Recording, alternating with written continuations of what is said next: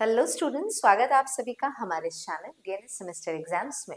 तो बच्चों, आज हम लोग जो टॉपिक पढ़ने वाले हैं वो है फ्यूमिटोरीज एंड मैस्टिकेटोरीज, और हमारा यूनिट 2 का ये लेक्चर 2 है जो आप सभी के सामने आज के इस क्लास में जा रहा है। आई होप आपने इसके पहले के लेक्चर्स और यूनिट फर्स्ट के लेक्चर्स देखे होंगे। अगर नहीं देखे हैं तो चैनल पे जाके इसको जरूर देख लीजिए, प्लेलिस्ट इसके लिए अलग से डिजाइन हो गई है।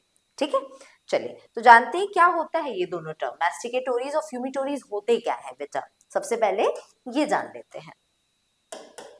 तो अगर हम लोग फ्यूमिटोरीज और मैस्टिकेटोरीज की बात करें तो मैस्टिकेटोरी वर्ड जो आया है ये टर्म से आया है मैस्टिकेशन से।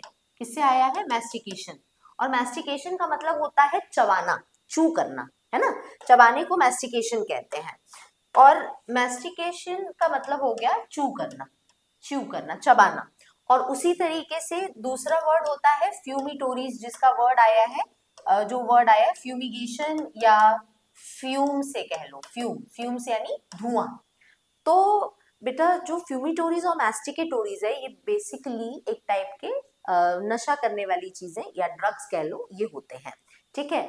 अब पूरे वर्ल्ड में देखा जाए, जब सिविलाइजेशन हुआ तो ह्यूमंस का जो हमेशा से किसी न किसी नशीले पदार्थ को चबाना या स्मोकिंग करना, ये इनके रिलीजियस, कल्चरल या सोशल सेरेमनी का हमेशा एक हिस्सा रहा है। ठीक है। और फिजिकल सफरिंग से दूर पाने का कई लोग इसको एक सोल्यूशन मानते हैं। ठीक है। प्लेजर के लिए, प्लेजर एक्सपीरियंस करने के लिए, सुख एक्सपीरियंस करने के लिए, है ना। तो ये सारी चीजों को करने के लिए कुछ सब्सटेंसेस है जिसका इस्तेमाल किया जाता है। ऐसे ही वो सब्सटेंसेस जिसका यूज स्मोकिंग के लिए किया जाता है ना, जिसमें फ्यूम्स है, धुआं है, तो ऐसे को आप बोलते हैं फ्यूमिटोरीज। जबकि ऐसे सब्सटेंसेस जिसका यूज चबाने के लिए किया जाता है ताकि इससे सलाइवेशन हो, लार ज्यादा बने, सलाइवा ज्यादा प्रोड्यूस हो, तो इसको बोलते हैं मैस्टिकेटोरीज। जरूरी नहीं है जो मैस्टिकेशन किया जाए जिस भी नशीले पदार्थ का उसको खाया ही जाए, अंदर बॉडी में जरूर लाया जाए, जरूरी नहीं है। चबाकर कुछ लोग उसको थूक भी देते हैं। ठीक है। तो मैस्टिकेटोरी वर्ड एक लैटिन वर्ड से आया है जिसका नाम है मैस्टिकेयर। मैस्टिकेयर का मतलब होता है टू ग्राइंड द टीथ। ठीक है, यानी कि दांतों से किसी चीज को घिसना, चबाना। केमिकल कॉन्स्टिट्यूएंट्स ऐसे सब्सटेंसेस के या तो स्टिमुलेट का काम करते हैं या तो डिप्रेसेंट का काम करते हैं। यानी जो भी केमिकल्स एज अ फ्यूमिटोरी या मैस्टिकेटोरी इस्तेमाल होता है, ज्यादातर ऐसे केमिकल्स जो है वो या तो स्टिमुलेंट का काम करते हैं, यानी दिमाग को वो हाइपर एक्टिव बना देते हैं, या तो बहुत ज्यादा स्लो डाउन कर देते हैं। ठीक है, यानी कि डिप्रेसेंट का काम करते हैं। किस चीज पे? हमारे सेंट्रल नर्वस सिस्टम पे। ठीक है। और बहुत सारे अल्केलॉइड्स ऐसे सब्सटेंसेस में पाए जाते हैं, ऐसे केमिकल्स इनमें होते हैं जिससे लत भी लगती है, एडिक्शन भी होता है। ठीक है, जो भी पर्सन इसको लॉन्ग टर्म में खाता है तो। ठीक है, ये जो सब्सटेंसेस है अगर लेकिन लिमिटेड डोज में यानी सही अमाउंट में लिए जाए तो ये एक मेडिसिन का भी काम करते हैं। जैसे कि हम अगर बात करें पान के बारे में, हमारे बनारस में भाई पान जो है बड़ा फेमस होता है, बनारस का पान बड़ा फेमस होता है। तो पान जो होता है यानी जो बीटल लीव्स होती है, ये हेल्थ के लिए बहुत अच्छी होती है, लेकिन इसका ये बिल्कुल मतलब नहीं है कि इसको रेगुलर बेसिस पे दिन में 4 बार 5 बार इसको चबा के खाया जाए, उसमें और भी केमिकल्स अलग अलग डाल के। वही अगर आप सिंपल सा एक पान की पत्ती खाते हो, थोड़े से अमाउंट में खाते हो, तो एक मेडिसिन का काम करता है। ठीक है ना। अब जैसे आप देखोगे कि बहुत सारे ऐसे ड्रग्स हैं जो कि रेगुलर बेसिस पे लिया जाए तो इंसान को डिप्रेशन कॉज करता है, और इंसान उसकी लत में पड़ जाता है, पूरी तरह से जिंदगी बर्बाद कर लेता है। लेकिन वही केमिकल जब बहुत कम अमाउंट में मेडिसिन के स्टोर पर, मेडिकल स्टोर पर बिकते हैं, तो वो एक मेडिसिन का काम करते हैं, वो उपचार का काम करते हैं। ठीक है। तो मैस्टिकेटोरीज और फ्यूमिटोरीज को हमने दो हिस्से में बांट दिया है, एक ट्रू नार्कोटिक्स और दूसरा स्टिमुलेंट। अब स्टिमुलेंट में जो है इसमें आप देखोगे कि इसके अंदर टोबैको आता है। ठीक है, तंबाकू जिसे आप बोलते हैं, बीटल नट्स आते हैं, यानी सुपारी की जो नट्स होते हैं उनको, बीटल की पत्तियां यानी कि पान की जो पत्ती होती है, पान की जो यहाँ पर सुपारी आती है उसको बोलते हैं बीटल नट, और कोला। ये सब स्टिमुलेंट का काम करते हैं, हल्के स्टिमुलेंट है, यानी कि बॉडी को एक्टिव बनाते हैं। ये सेंट्रल नर्वस सिस्टम के ऊपर उसको एक्ट करके इंसान को जगाया हुआ रखते हैं, एक्टिव रखते हैं, है ना। वही कुछ ऐसे भी होते हैं जो डिप्रेसेंट का काम करते हैं, यानी कि जो बॉडी की किसी भी एक्टिविटी को स्लो कर देते हैं। ठीक है, जैसे कि हिप्नोटिक्स, जैसे कि पाइपर मेथिस्टिकम, कावा कावा जिसको कहते हैं। उसके अलावा कुछ सेडेटिव्स का भी काम करते हैं, जैसे कि ओपियम है, कोकेन है, ठीक है। उसके अलावा कुछ हेल्यूसिनोजेनिक यानी जिनसे चक्कर आए या और ज्यादा सिर घूम जाए, नशीले जैसे लगे, उसमें कैनाबिस सटाइवा भी आता है। इनमें हशीश, चरस, गांजा, ये सारे ड्रग्स जो होते हैं वो कैनाबिस सटाइवा के अंदर आते हैं। इन्हीं से ये ड्रग्स जो है इन प्लांट से निकाले जाते हैं। ठीक है, तो ये है हमारे कुछ मैस्टिकेटोरीज और फ्यूमिटोरीज। अब किस तरह से इनका कंजम्पशन होता है उस बेसिस पे इनको बांटा गया है। जैसे कि हम सब जानते हैं कि जैसे टोबैको हो गया, ठीक है, तंबाकू जिसे आप कहते हैं, पान हो गया, सुपारी हो गई, ये सब मैस्टिकेटोरी है कि फ्यूमिटोरी है? इसका धुआं थोड़ी लिया जाता है, इसको चबाया जाता है। तो ये सारे मैस्टिकेटोरीज में आ गए। वही अगर हम देखा जाए ओपियम, कोकीन, ये सब तो इनको एज अ स्नॉटिंग यानी नाक से खींच के लेना, फ्यूम्स में इसके धुएं को खींच के लेना, स्मोक करना, वो सब आपको इस सब में आएगा। तो ये वाली जो कैटेगरी है ये फ्यूमिटोरीज की है। ठीक है, अब यहाँ पे कुछ प्लांट्स भी हैं जो फ्यूमिटोरीज और मैस्टिकेटोरीज का काम करते हैं, जिनके बॉटनिकल नेम और फैमिलीज की भी एक लिस्ट है जिसमें दी गई है। जैसे टोबैको है जिसको तंबाकू भी बोलते हैं, निकोटियाना स्पीशीज है, सोलेनेसी फैमिली के अंदर आता है। फ्यूमिटोरी, मैस्टिकेटोरी दोनों के तौर पर इस्तेमाल होता है, क्योंकि इसी के लीव्स को सिगरेट के अंदर डाल के स्मोकिंग के तौर पर भी यूज किया जाता है, चबाने के लिए भी, यानी मैस्टिकेटोरी का भी काम करता है। कोला कोला जो हो गया, कोला निटीरिया प्लांट से निकाला जाता है, जो कि यहाँ पे स्टर्क्यूलेसी फैमिली से अंदर आता है। मैस्टिकेटोरी है, ज्यादातर चबाने के तौर पर ही इसको बॉडी में कंज्यूम किया जाता है। बीटल पाम हो गया, यानी कि पान का जो पेड़ हो गया है ना, उसकी जो सुपारी हो गई, इसको एरिका कैटिचू बोलते हैं, और साथ में एरिकेसी फैमिली के अंदर से आता है। मैस्टिकेटोरी है ये भी, सुपारी की जो सुपारी जो होती है उसको भी चबाया ही जाता है। ठीक है, बीटल वाइन हो गया, पान हो गया, ये भी एक टाइप का मैस्टिकेटोरी है, पाइपेरेसी फैमिली के अंदर से आता है। कोकेन हो गया, एरिथ्रोजाइलॉन कोका नाम के प्लांट से इसको निकाला जाता है, और इसके लीव्स में बहुत ज्यादा कोकेन पाया जाता है, जो कि यहाँ पर ज्यादातर एक टाइप का ये कह सकते हैं फ्यूमिटोरी होता है। ठीक है, फिर इंडियन हेम्प भी होता है, कैनाबिस सटाइवा से इसको निकाला जाता है, और इसमें बहुत ज्यादा टेट्रा हाइड्रो कैनाबिस यानी कि टीएचसी पाया जाता है, हेलुसिनोजेनिक है, यानी कि बेहोशी की कंडीशन लाता है।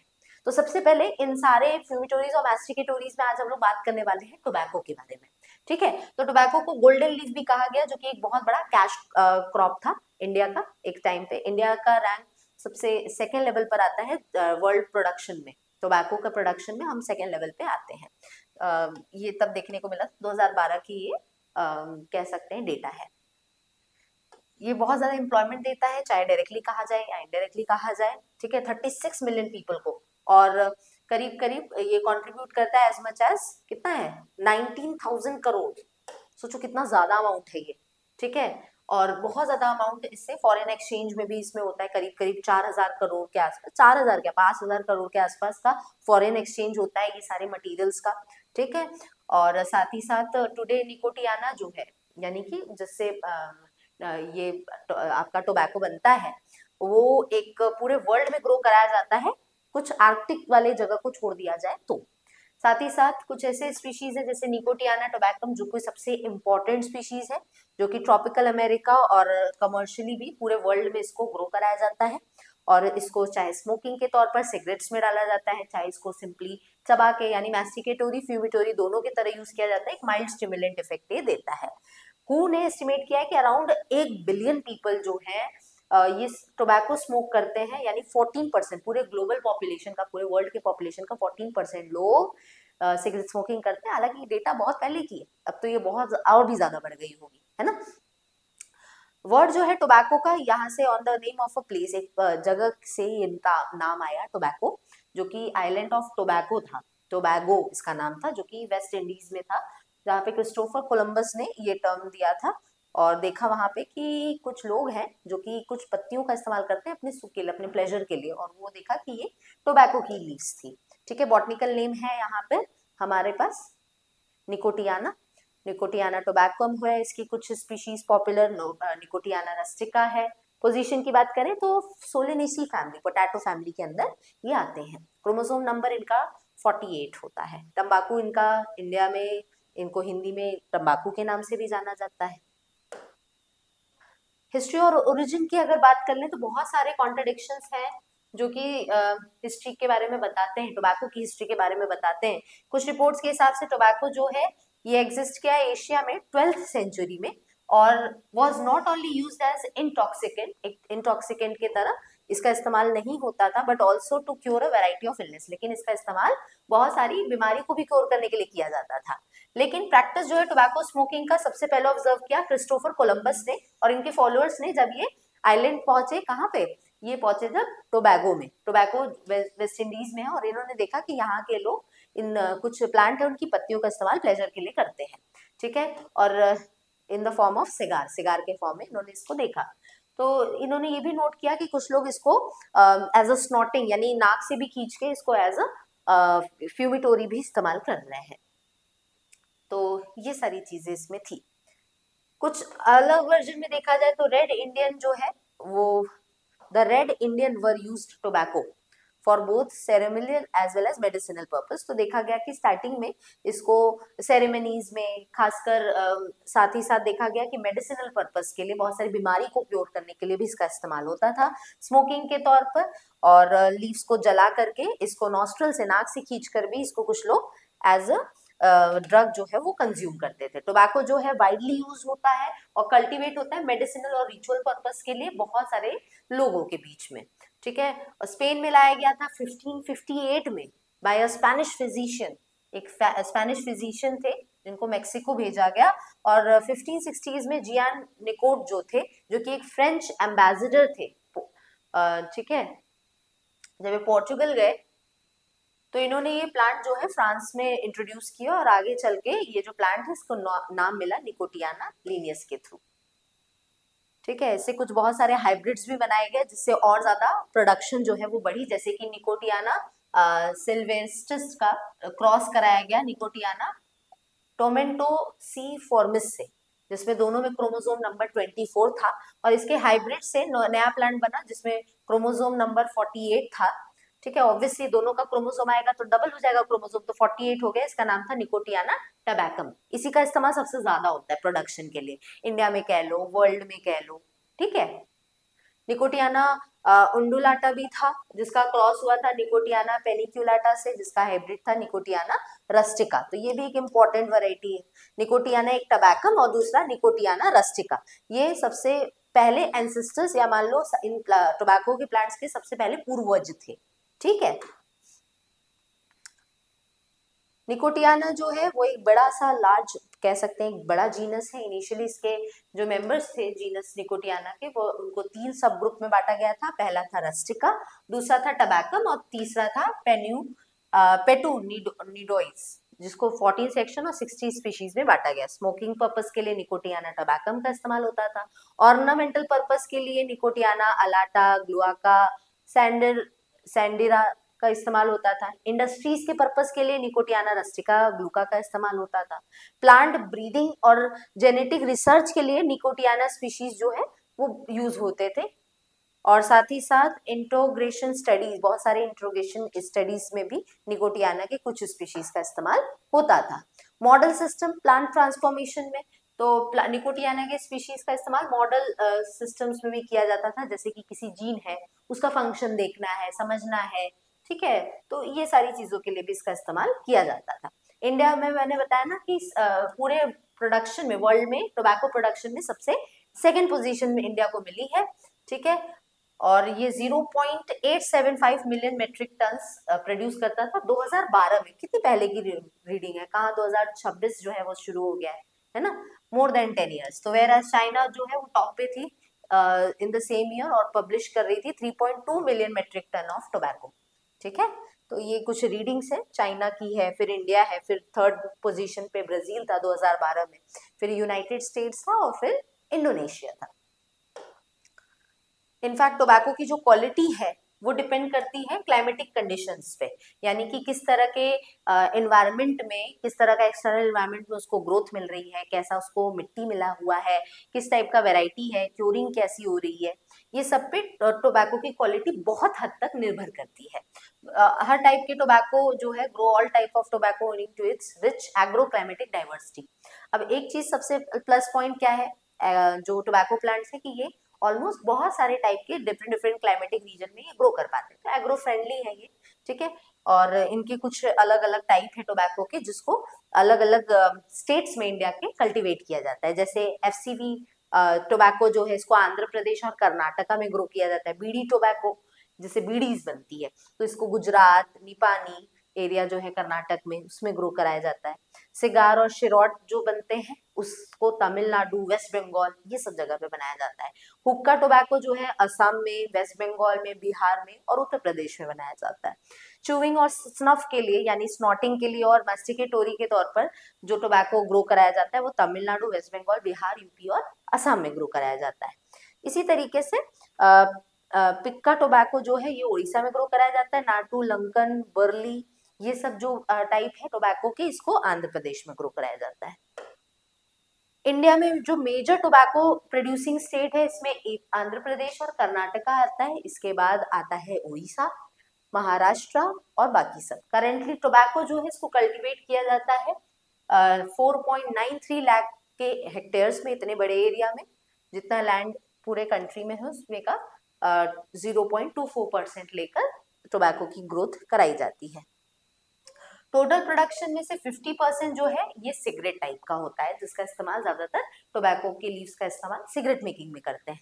सिगरेट टाइप में जो सबसे मोस्ट प्रोड्यूस्ड है वो इसमें है फ्लू क्योर्ड वर्जीनिया, ठीक है, एफसीवी टाइप ऑफ टोबैको जिसको कल्टीवेट किया जाता है 2.17 लाख हेक्टेयर के जगह पे, ज्यादातर आंध्र प्रदेश और कर्नाटका में। बीड़ी टोबैको जो है इसको कल्टीवेट किया जाता है अबाउट 1.02 लाख हेक्टेयर्स में, मोस्टली गुजरात में और कर्नाटका में। अब जरा प्लांट के स्ट्रक्चर को समझ लेते हैं। तो निकोटियाना टोबैकम जो है, स्मोकिंग टोबैको जो है, ये एक एनुअल हर्ब है और 1 से 3 मीटर तक की इसकी हाइट होती है।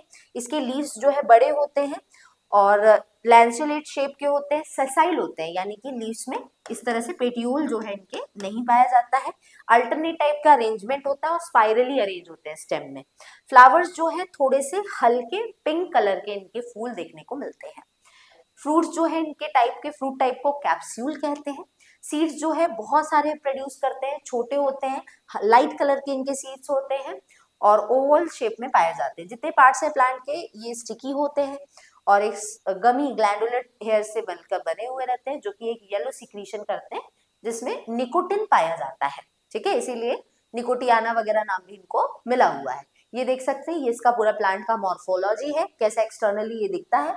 ये देख सकते हैं कि पेटियोल इसमें नहीं दिख रहा है, स्पाइरली टाइप के अरेंज होते हैं, बहुत ज्यादा नैरो लीव्स होते हैं, यानी बहुत चौड़ी चौड़ी पत्तियां इनमें नहीं पाई जाती है। ये देख सकते हैं हल्के लाइट पिंक कलर के इनके फ्लावर्स होते हैं, ये आप इस वाले इमेज में और क्लियरली देख सकते हैं, ठीक है। निकोटियाना रस्टिका जो है ये एक बशी एनुअल हर्ब है, कह सकते हैं, स्मॉल प्लांट है जिसकी हाइट जो है 0.6 से 1.2 मीटर तक की होती है। लीव्स भी इसके ओवल शेप के होते हैं, बड़े होते हैं, हेयरी टाइप के होते हैं, स्टिकी होते हैं और पेटियोल होता है। फ्लावर्स जो है वो इनके ग्रीन कलर से ग्रीनिश येलो कलर के होते हैं, जैसे उनके पिंक कलर के होते हैं आपको निकोटियाना रस्टिका में थोड़े येलो कलर में देखने को मिलेंगे। इसमें निकोटिन कंटेंट बहुत ज्यादा होता है निकोटियाना रस्टिका में, 9 गुना ज्यादा है एज कम्पेयर टू किसी और स्पीशीज को आप ले लें निकोटियाना के, ठीक है। बच्चों आगे बढ़ने से पहले आप सभी को बता दूं कि अगर आप फुल फ्लेज में अच्छे से अपने बीएससी सेकेंड और फोर्थ सेमेस्टर की तैयारी करना चाहते हैं तो इसके लिए बच्चों आप हमारे नवोत्भव बैच के साथ जुड़ सकते हैं।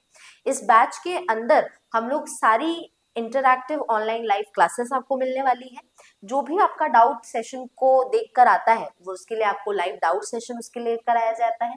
आपको नोट्स और पीडीएफ्स मिल जाएंगे, साथ ही साथ आपको प्रीवियस ईयर के क्वेश्चंस मिलेंगे और यूनिट वाइज आपको वन शॉट रिवीजन कराया जाएगा। ये सारा कुछ नवोत्भव बैच के अंदर ये सारा कुछ जो आपको मिल रहा है इसका ऑफर प्राइस सिर्फ और सिर्फ 1250 यानी 1250 है। डीएनएस 10 कूपन कोड इस्तेमाल अगर आप करते हैं तो एक्स्ट्रा 10% ऑफ आपको इस प्राइस पे मिल जाएगा। और इसकी सारी क्लासेस हमारे डीएनएस एजुकेयर ऐप पर चलती है, तो इस ऐप को जरूर डाउनलोड कर लीजिए, प्ले स्टोर पर जाइए, डाउनलोड करिए और इन क्लासेस के साथ जुड़िए, नवोत्भव बैच के साथ हमारे जुड़िए ताकि अपकमिंग सेमेस्टर एग्जाम्स में आप और बेहतर कर पाए, ठीक है। तो डिफरेंट स्पीशीज जो है उसका एनालिसिस किया गया है टोबैको के, ठीक है। एक है निकोटियाना टोबैकम और दूसरा है निकोटियाना रस्टिका। एक जिसमें लाइट पिंक फ्लावर्स आते हैं, एक थोड़े से येलोइश कलर के फ्लावर्स जिसमें आते हैं। एक हाइटेड प्लांट है, एक छोटा छोटा प्लांट है। एक पेनिनसुलर इंडिया में होता है, नॉर्थ इंडिया में होता है, एक गर्म इन्वायरमेंट में होता है, रस्टिका ठंडे इन्वायरमेंट में होता है। पिंक कलर और व्हाइट कलर के फ्लावर्स होते हैं, इसमें डल ग्रीन कलर के या येलोइश कलर के फ्लावर्स होते हैं। लाइट वेट होते हैं, ये हैवी होते हैं। ठीक है, इनमें निकोटिन कंटेंट जो है वो 1 से 3% होता है निकोटियाना टबैकम में, और रस्टिका में ज्यादा होता है, 3.5 से लेके 9% तक होता है। निकोटियाना टबैकम का इस्तेमाल ज्यादातर बीड़ी, सिगरेट, सिगार बनाने में होता है, जबकि निकोटियाना रस्टिका का इस्तेमाल हुक्का बनाने में, च्युइंग गम बनाने में और ऑर्गेनिक पेस्टिसाइड के तौर पर भी इस्तेमाल होता है। इतना याद रखिएगा बच्चों, टोबैको का इस्तेमाल एक अच्छे पेस्टिसाइड के तौर पर भी किया जाता है। ठीक है, क्योंकि बहुत सारे छोटे मोटे पेस्ट को मारता है। ठीक, अब रिक्वायरमेंट क्या है इसके कल्टीवेशन और ग्रोथ के लिए, तो सॉइल और क्लाइमेट की बात करें तो ट्रॉपिकल क्रॉप है और ज्यादा अपने आप को ढाल पाने की क्षमता होती है, और सक्सेसफुली ग्रो ज्यादातर ये करता है ट्रॉपिकल, सब ट्रॉपिकल और टेम्परेट क्लाइमेट में। सॉइल टाइप और क्लाइमेटिक कंडीशन इस तरह की है कि ये इन्फ्लुएंस करते हैं growth and development of tobacco plant. Well drained alluvial loam या सिल्ट लोम जो है ये प्रॉपरली एरेटेड हो और ओपन सॉइल हो जिसका पीएच जो है वो 5.0 से 6.5 का हो, ये सबसे बेस्ट माने जाते हैं इस टाइप के सॉइल फॉर टोबैको कल्टीवेशन के लिए।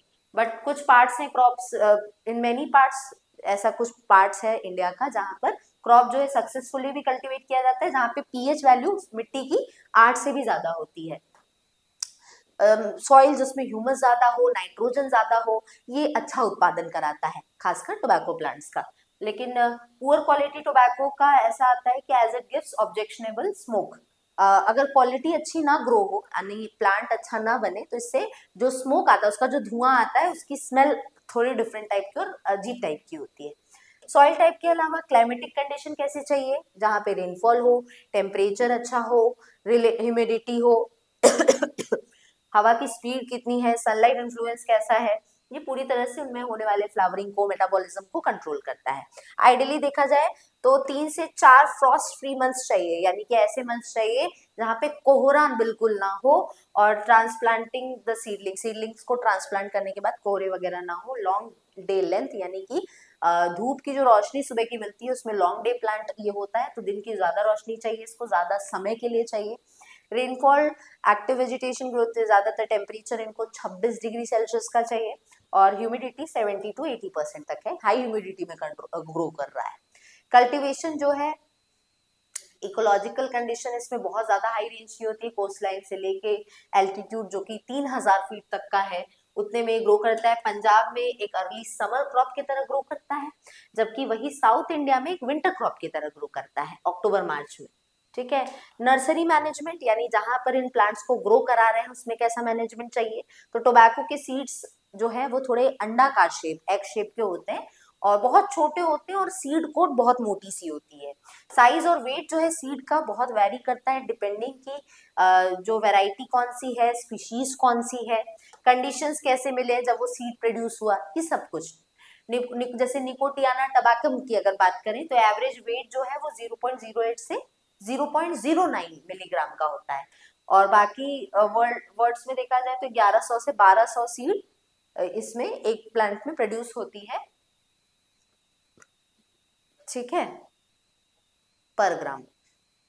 और निकोटियाना रस्टिका की अगर बात करें तो सीड्स जो है बड़े होते हैं साइज में और हैवियर भी होते हैं निकोटियाना टबैकम की तुलना में।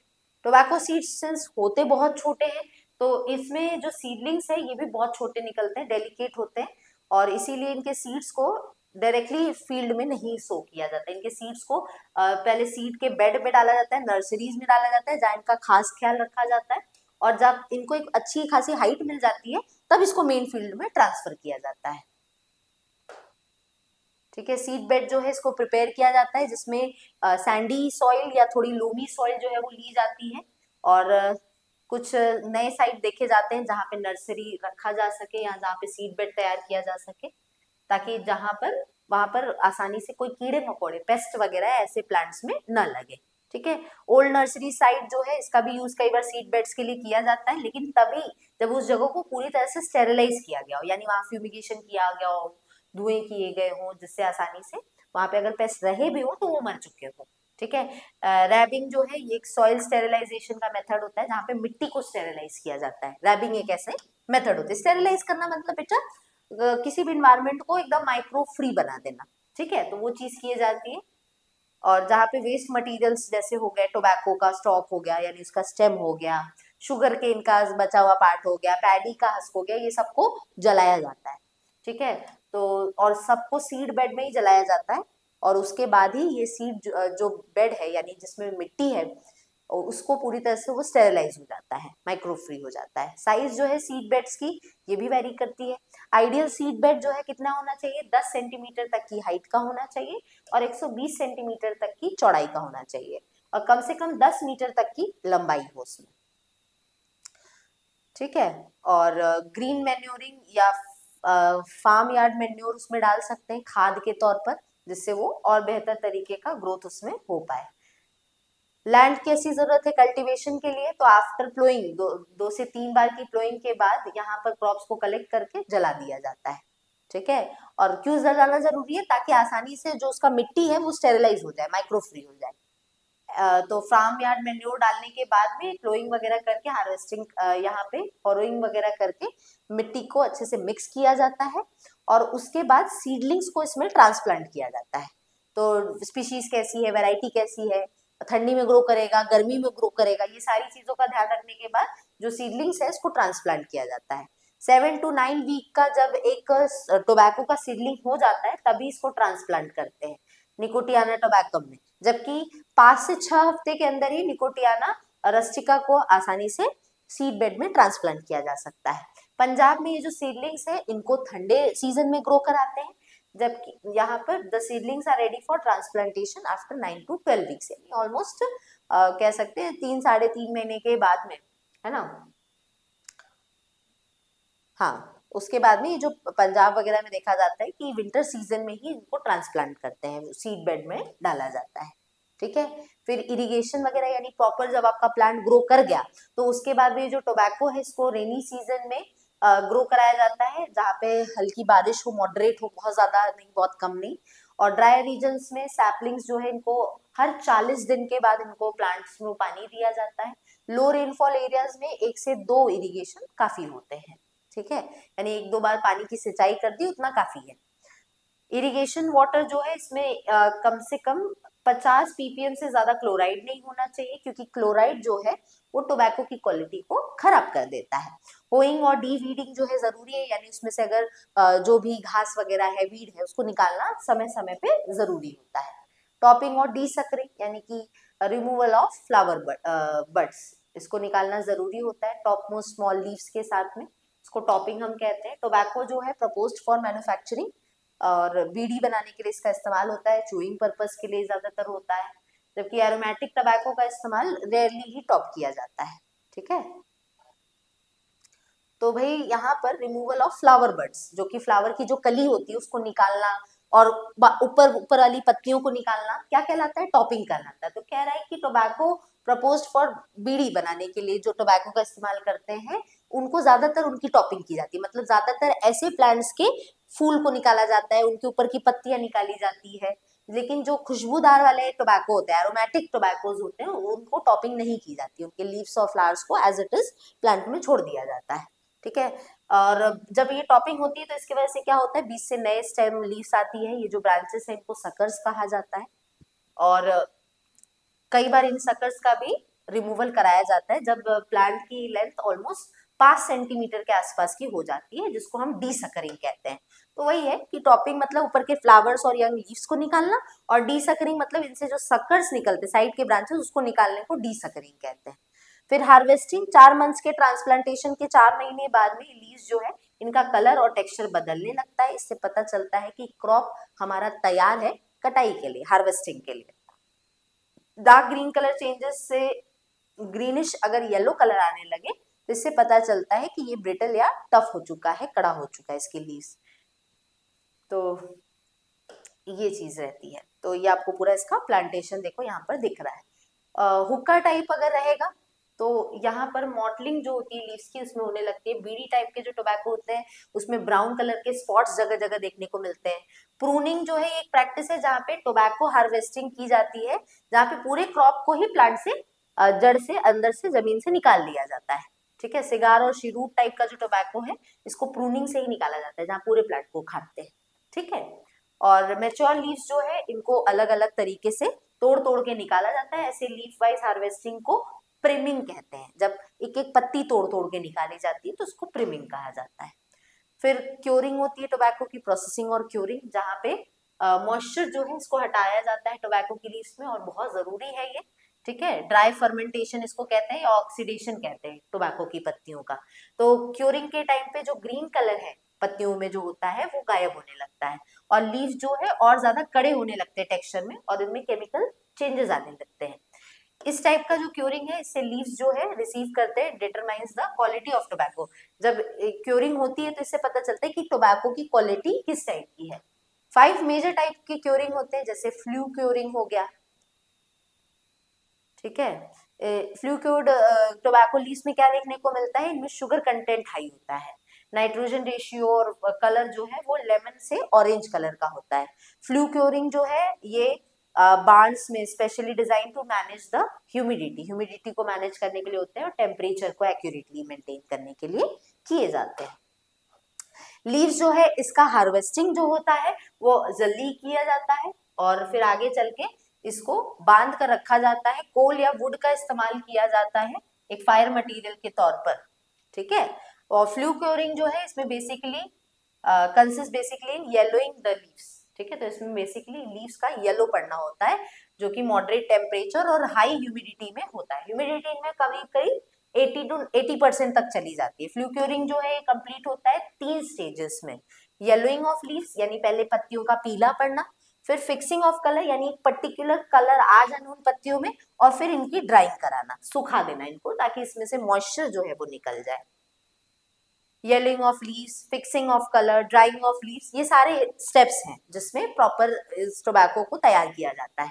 येलोइंग ऑफ लीव्स में टेम्परेचर ड्राई बल्ब 85 से 105 फ़ारेनहाइट तक का इस्तेमाल किया जाता है, जहां पर इसके जो कलर है उसमें चेंज देखने को मिलता है। फिक्सिंग ऑफ कलर, तो यहाँ पर देखने को मिलता है कि प्रोग्रेसिव टोटल टाइम इसके लिए 39 से लेके 47 आवर्स तक का समय लगता है कलर एक फिक्स होने में। फिर इसके लिए प्रॉपर ड्राइंग होती है जहाँ इसको सुखाया जाता है, और फिर ड्राइंग ऑफ मिडरिप यानी कि लीफ वाला जो ये वाला पोर्शन होता है ना मिडल वाला लीफ का, उसको बोलते हैं मिडरिप, तो फिर इसकी ड्राइंग होती है। ठीक है, टोटल टाइम इसके लिए 88 से लेके 101 आवर्स लगते हैं। टेम्परेचर रेस किया जाता है, बढ़ाया जाता है कम से कम 160 डिग्री फ़ारेनहाइट तक, अंटिल कि ये पूरा स्टेम जो है वो सूख ना जाए। ठीक है, एयर क्योरिंग भी की जाती है, जहाँ पे 20% वर्ल्ड प्रोडक्शन जो है उसको टोबैको का उसको एयर क्योर कराया जाता है। ठीक है, जैसे रैपर टोबैको है, लंका टोबैको है, बुरली टोबैको है, तो इसका यूज ज्यादातर सिगार बनाने में किया जाता है। एयर क्योर टोबैको जो है इसमें निकोटिन कंटेंट बहुत ज्यादा रहता है, लेकिन स्टार्च और शुगर काफी कम पाया जाता है। एयर क्योरिंग जो है वो नॉर्मल कंडीशन में की जाती है, और ये बहुत ही स्लो प्रोसेस होता है। सन क्योरिंग भी की जाती है, जहाँ पे डायरेक्ट सनलाइट में इसको एक्सपोज करके ड्राइंग की जाती है। ठीक है, तो 14 to 16% वर्ल्ड का टोबैको सन क्योर्ड होता है, जहाँ पे नंबर ऑफ टोबैको को सन क्योर्ड किया जाता है। सन क्योरिंग एक रैपिड प्रोसेस है जो कि डायरेक्ट सनलाइट में पत्तियों को रख देते हैं, और ये एक स्लो प्रोसेस है, और आगे चल के फिर इसको छांव में रखते हैं। ठीक है, तो ये डिफरेंट स्टेप्स हैं, जिसमें पिट क्योरिंग भी आता है, फायर क्योरिंग भी आता है, स्मोक क्योरिंग जिसको कह रहे हैं। ठीक है, तो डिफरेंट टाइप के क्योरिंग मेथड्स आते हैं जिससे इसको पूरी तरह से तैयार किया जाता है। ठीक है, तो ये सारे बच्चा इसके ये सारे प्रोसेसेस थे। ठीक है, तो 4 मेन मॉडिफिकेशंस होते हैं सन क्योरिंग में, जिससे ये डिफरेंट टाइप के डाइवर्स टाइप के टोबैको बनते हैं। ग्राउंड क्योरिंग एक ऐसी प्रोसेस है जहां पर पूरे प्लांट को या इसके पूरे झुंड को, ठीक है, prime leaves are left to dry in the field, पूरे फील्ड में छोड़ देते, खेतों में छोड़ देते ड्राइंग के लिए। रैक क्योरिंग एक ऐसा प्रोसेस है जहां पे पूरा प्लांट या प्राइम लीव्स को स्टॉक्स की मदद से क्योर किया जाता है, और इसको सन में एक्सपोज किया जाता है ड्राई होने के लिए, तो इसको रैक क्योरिंग कहते हैं, लेयर बाय लेयर डाल दिया। ठीक है। फायर क्योरिंग में क्या होता है, fire cure tobacco generally use किया जाता है चूइंग पर्पस के लिए, मैस्टिकेशन के लिए। तो श्रीलंका, तमिलनाडु, इंडिया में यूज किया जाता है। सॉइल प्रेफरेंस इसके लिए सिल्ट या क्ले लोमी सॉइल होती है। लीव्स को हार्वेस्ट किया जाता है या तो प्रिमिंग से या तो स्टॉक कटिंग से, और फिर इसको सूखने दिया जाता है, स्पेशली डाई होने दिया जाता है, विल्टिंग होने दिया जाता है फॉर 4 आवर्स, और फिर इसको आगे जाके बंडल में इसको बांध दिया जाता है। ठीक है। और फिर स्मोक का यानी जो धुआं आता है उसमें उसको धुएं को उसमें पास कराया जाता है और स्मोक से ट्रीट किया जाता है। ज्यादातर इसमें कोकोनट का जो हस्क होता है, बाहर का छिलका होता है, लीफ स्टॉक्स जो होते हैं, उस सबको लेकर उसका धुआं लेके उसको इसमें पास कराया जाता है। ठीक है, स्मोक से ट्रीट कराया जाता है, तो इसको ये कहते हैं। और फिर पिट क्योरिंग होती है। तो पिट मतलब गड्ढा होता है, तो यहाँ पे सबसे क्रूड क्योरिंग मेथड है और इसका यूज च्यूइंग और हुक्का टोबैको में किया जाता है। यहाँ पर पिट्स यानी गड्ढों में इसको सारे टोबैको की लीव्स को डाल दिया जाता है और पिट्स को कवर किया जाता है बाय यूजिंग चीप स्ट्रॉ या ड्राइड लीव्स का इस्तेमाल करते हैं ज्यादातर सोरगम वगैरह के। ठीक है।